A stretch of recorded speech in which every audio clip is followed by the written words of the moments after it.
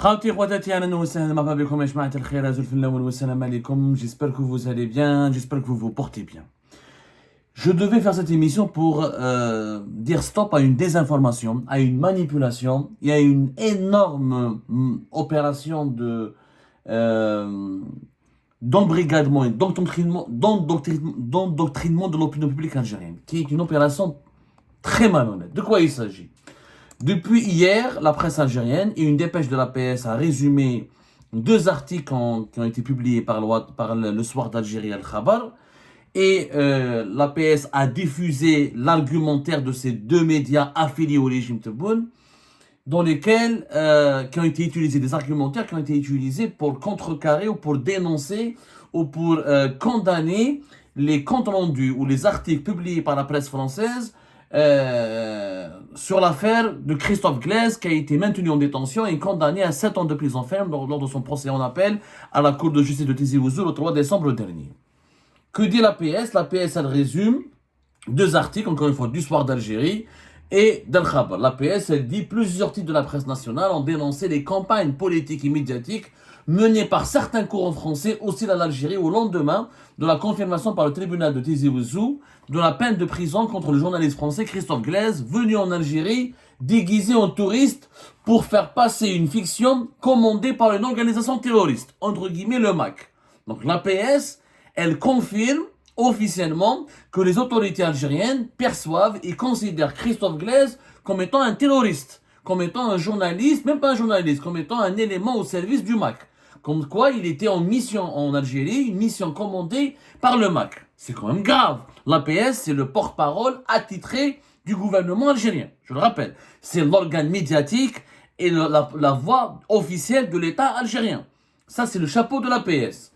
Donc, dans un article intitulé « Quand Paris sombre dans sa propre hypocrisie », le soir d'Algérie écrit que la France, dans son costume de donneur de leçons, critique une justice algérienne qui, elle n'a jamais arrêté un diplomate français en pleine rue sur la base du signalement d'un téléphone portable, faisant référence à la honteuse arrestation d'un agent consulaire algérien à Paris le 11 avril dernier dans un total irrespect des règles et us diplomatiques. Ça pour l'affaire Amir DZ de avril 2024. Donc pour eux, l'agent qui est impliqué dans l'affaire de kidnapping, enlèvement, kidnapping, séquestration, suivi d'une tentative d'assassinat en relation avec une entreprise terroriste dont avait été victime Amir DZ, c'est une manipulation et l'arrestation de cet agent du consulat d'Algérie de Créteil à Paris, consulat d'Algérie de Créteil à Paris, et elle est honteuse.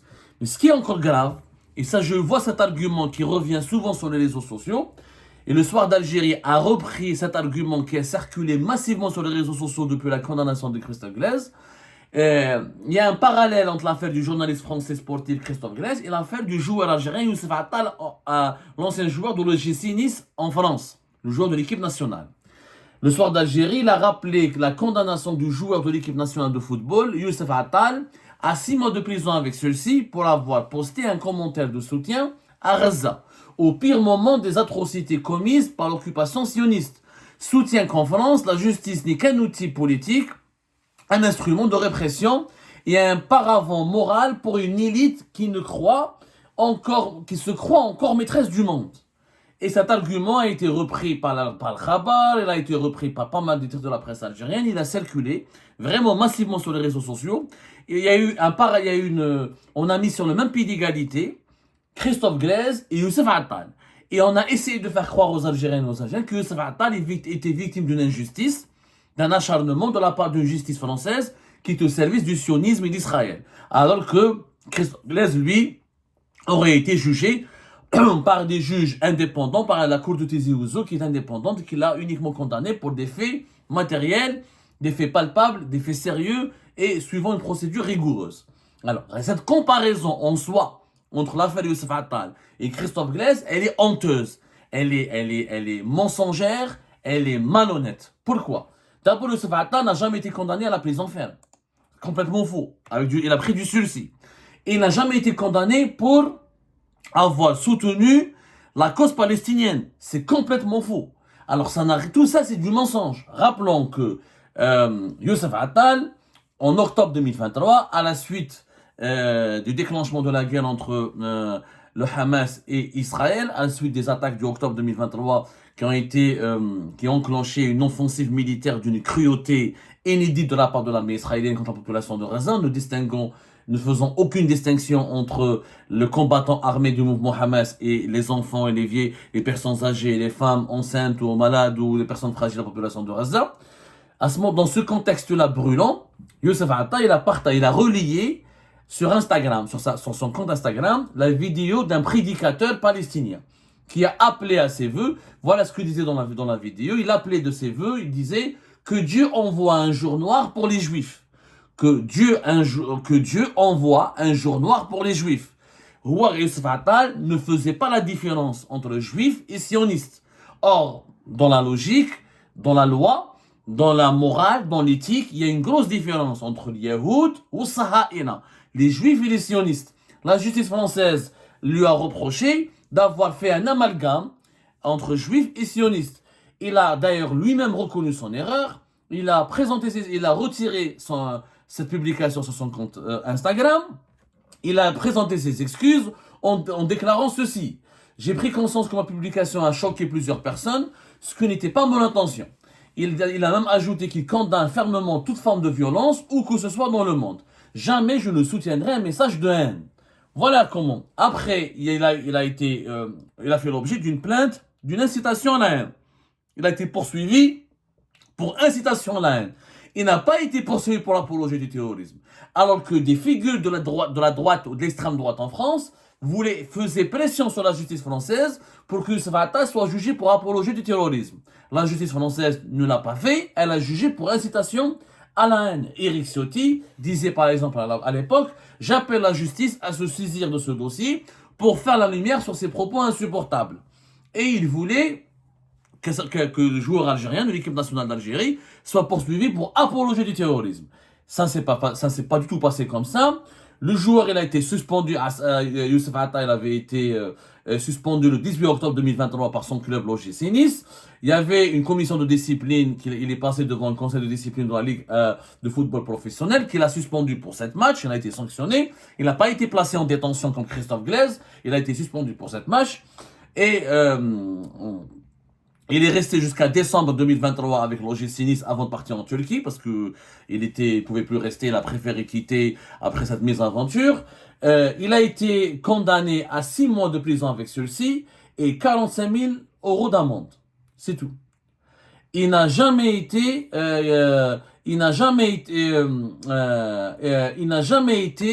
emprisonné ou l'a placé sous mandat de dépôt. Non, il a été condamné le 3 janvier 2024.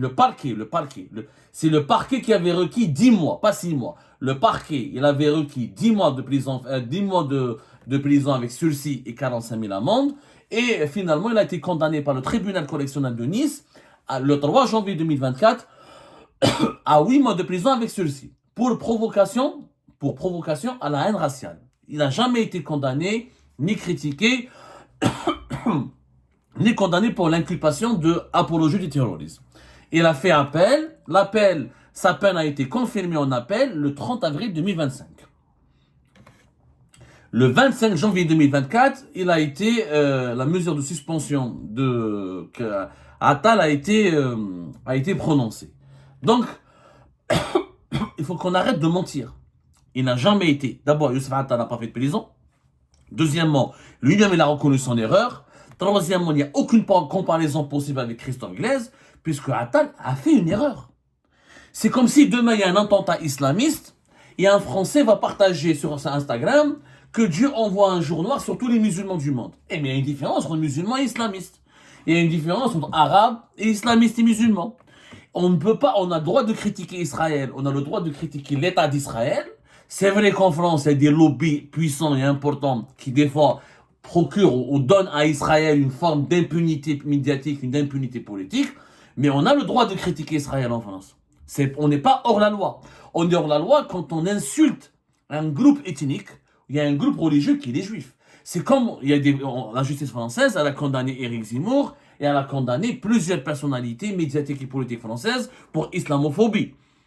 l'islamophobie, l'atteinte à l'intégrité morale des musulmans, la provocation raciale contre les musulmans, la provocation à la haine raciale contre les musulmans, elle est aussi punie par la loi française. Donc, ça n'a rien à voir avec l'affaire de Christophe Glaise. Christophe Glaise, lui, encore une fois, il a été victime d'une machination judiciaire. Je dis bien qu'il a été victime d'une machination judiciaire, puisqu'il est venu en Algérie pour faire un reportage. Il n'a jamais rencontré les représentants du MAC en Algérie. Il les a rencontrés en 2021 à Paris, en France, à la fin de l'année 2021. Il les a pas rencontrés. Ça n'a rien à voir. Il s'est jamais entretenu. Encore une fois, il s'est jamais entretenu avec des responsables du MAC ou des militants du MAC en Algérie. Il a eu des contacts en tant que journaliste pour la rédaction d'un reportage sur l'équipe nationale kabyle qui a été créée par le MAC. On en a déjà parlé. Je crois qu'elle a été créée en 2014. Et le reportage qui devait paraître dans les colonnes de SoFoot n'a jamais été publié. Je dis bien, n'a jamais été publié. Donc, il n'y a pas eu de compromission. Il n'y a pas eu de relation directe entre le MAC et Christophe Glaise. Il y a eu comment dirais-je, il y a eu des échanges, des contacts dans le cadre de son travail de journaliste. Il les a interviewés, il les a interrogés et en fin 2021, la dernière fois que Christophe Glaise a parlé avec la direction du MAC, c'était pour lui remettre un cadeau et 500 € pour les donner à la famille d'Albari Bossé, le joueur camerounais qui a été tué dans le stade de Tizi Ouzou en août 2023, en août 2014, excusez-moi, lors du fameux match, la fameuse affaire Albari Bossé.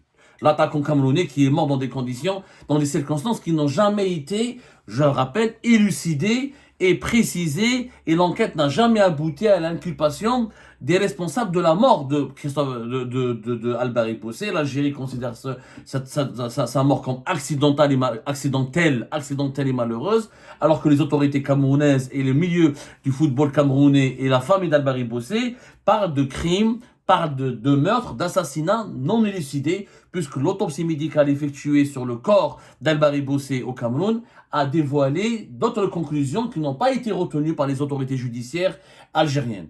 Il y a eu des traces de violence, d'agression. On en a déjà parlé dans l'émission que nous avons consacrée à cette affaire. Il y a de ça 3 ou 4 jours quand nous avons révélé les dessous de l'affaire Christophe Glaise. Donc comparer l'affaire Youssef Attal à l'affaire de Christophe Glaise, c'est malhonnête. C'est immoral. C'est même immoral. Attal n'a pas fait une nuit dans une prison en France. Attal n'a pas été, n'a pas fait l'objet d'un mandat de dépôt. Attal n'a jamais été jugé pour l'apologie du terrorisme. Attal a fait une erreur. C'est une erreur de confondre le juif avec sioniste. Comme c'est une erreur de confondre le musulman avec terroriste islamiste. Comme c'est une erreur de confondre un extrémiste qui tue au nom de la foi chrétienne avec tous les chrétiens. C'est ça l'erreur. Et ça, c'est criminalisé par la loi d'un pays civilisé. Mais Christophe Glaise, le pauvre, il est otage. L'Algérie l'a placé en détention, l'a condamné à la prison, après l'avoir privé du droit de quitter l'Algérie, après avoir été placé sous contrôle judiciaire, parce qu'elle voulait l'utiliser comme otage. Il n'a commis aucun crime. Et quand la PS, elle dit, ça on en parlera plus tard, là nous avons la confirmation officielle que les autorités algériennes considèrent Christophe Glaise, il est venu en Algérie, comme le dit la PS, ça c'est la PS qui le dit, c'est pas le soir d'Algérie. Ça, c'est dans le chapeau de la dépêche de la PS. La PS, c'était l'organe médiatique et l'organe officiel de l'État algérien. Le journaliste français Christophe Glaise, venu en Algérie, déguisé en touriste, pour faire passer une fiction commandée par une organisation terroriste. C'est très grave. On accuse un journaliste d'être un terroriste, d'être un agent de propagande au service d'une organisation terroriste. C'est une affaire inédite dans le monde entier. Il n'y a pas de cas similaire à Christophe, il n'y a pas de cas qui ressemble en tout cas à Christophe, le cas similaire au cas de Christophe Glaise, où j'ai rarement connu, je ne sais pas s'il y a d'équivalent à travers le monde, où un journaliste étranger est considéré par un État étranger, pas par son pays natal, par un État étranger, il est considéré comme un agent en mission commandé par une organisation terroriste. Ça c'est très grave, ça c'est très très très grave, on reviendra sur ce sujet avec d'autres commentaires dans les heures ou les jours à venir.